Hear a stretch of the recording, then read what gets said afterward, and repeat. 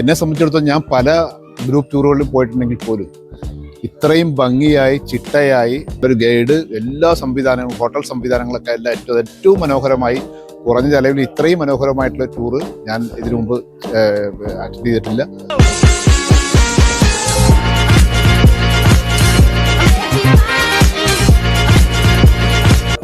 എല്ലാവർക്കും ഒരു മാതൃക ആയിട്ടാണ് ട്രാവൽ സോൺ പ്രവർത്തിച്ചുകൊണ്ടിരിക്കുന്നത്.